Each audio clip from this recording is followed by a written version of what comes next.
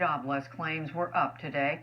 In fact, roughly 1/3 of the unemployed have now been out of work for more than 6 months. About 3.6 million people without regular work since the start of the pandemic. For older workers in particular, this kind of long-term unemployment can be the end of the road. Economics correspondent Paul Salmon looks at their problem as part of his series, Unfinished Business. I get a call from my manager, and he says, well, we've had to make some cutbacks due to COVID. You were the one that we chose to let go. And poof, 61-year-old Kathy Doctor, an IT liaison at Cincinnati-based Cintas, was just another older American out of a job. I've been with the company for 30 years. I never dreamed they would terminate me in that way. I mean, I've never been fired from anything. Weeks before, at a meeting about how the firm was handling COVID, a young colleague stormed out. And he just blew up at my manager. A few hours later, I was at my desk, and my supervisor came over and told me that they needed to talk to me. And he said, we know that you instigated that entire outburst from him. We're telling you right now, we're not going to tolerate that. The charge was absurd, says the grandmother of 6, but she was terminated. The young coworker, still there. Do you think that they were thinking, we're going to get rid of her, we'll use this incident as the excuse? Yes. What do you think prompted the dismissal? I think it was my age and my physical condition, because I have cirrhosis.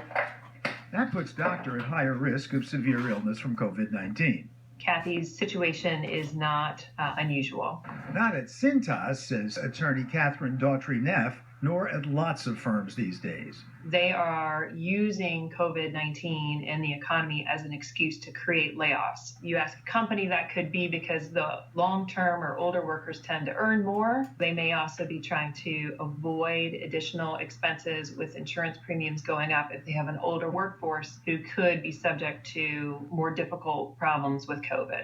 The recession rule of thumb used to be last hired, first fired. So the new reality is a real departure from the past for older workers, says economist Teresa Ghilarducci. This is a trend that we all are surprised about, because it used to be that at least experience and attachment to the employer paid off in a recession, that you saw the younger workers being pushed out a lot faster. But unemployment rates for workers 55 and older have been higher than mid-career employees since the start of this pandemic, says Ghilarducci. The volatility of this recession is much greater than it was even in the last recession. And in those times, you have employers going very short term and getting rid of headcount, getting rid of high-cost headcount is the order of the day. Sometimes. Age bias has been amplified by the virus, but of course it's nothing new. I was part of a large resource action, which is basically a purge of employees.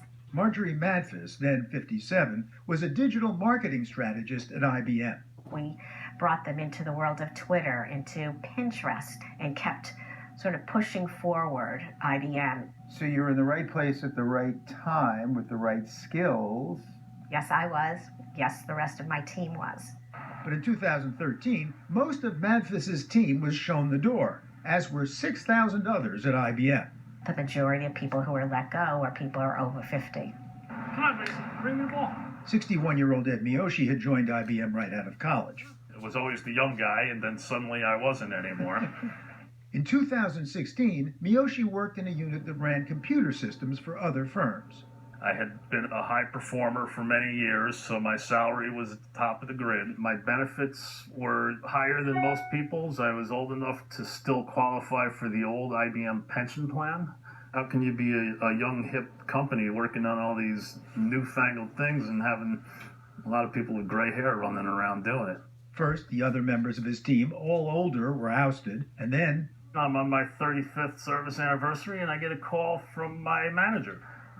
He said, I hate to tell you this, but you're being resource actioned a week before Christmas.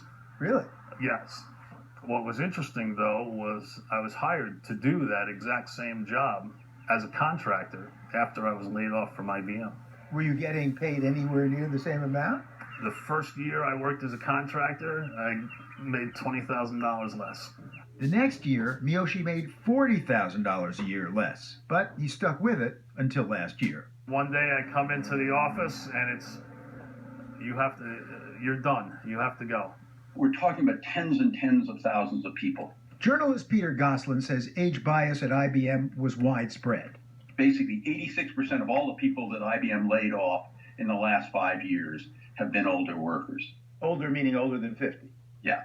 IBM has maintained that age plays no role in employment actions, but in August, the Equal Employment Opportunity Commission determined that the company engaged in systematic age discrimination, and Miyoshi joined a class action suit against the firm. But IBM's no outlier, says Goslin. Looking across a nationally representative sample of older American workers, something like 60% of people, before they get to be 70, they're laid off. And when Goslin was 63, I myself was laid off from a job. I thought I had a good resume and I could get a job, and I was out for a long, long time. He finally raised money to fund his own reporting on age discrimination at nonprofit ProPublica. Ex-IBMer Ed Miyoshi has plenty of hobbies and may not need the money, but he continues to look for work. I've got some things to offer. I've certainly got some skills, and I'm certainly not ready to watch TV all day for the rest of my life. After her layoff, Marjorie Madfis just gave up looking. I remember having an interview with a young man who came in his jeans, put his feet up on the chair, and was texting during the interview. And that was kind of the aha moment. I said, I really don't want to be somebody's mother in a job. Instead, Madfis is doing something less rewarding financially, but far more emotionally, running a nonprofit to teach job skills to women with autism, like her American girl-loving daughter Izzy. I learned how to accept feedback. With customers, I learned how to control my temper. Customers can be overwhelming at times. Pre-pandemic, Izzy learned on the job at a second-hand doll store. Now, she and her peers meet on Zoom. Kathy Doctor, she's now been jobless for 7 months. I am running out of money. I had money saved, but I'm running out of money now. And now I have to pay for Cobra, which costs an additional $550 a month because I can't get coverage anywhere else because I have pre-existing conditions. Unless I go to what's left of Obamacare and try to get in coverage there, I'm pretty much stuck. But I can tell you that I will not be able to pay for Cobra after the first of the year because I just can't afford it anymore. So you'll go uninsured? I'll have to. I don't have any other choice. For the PBS NewsHour, this is Paul Salman.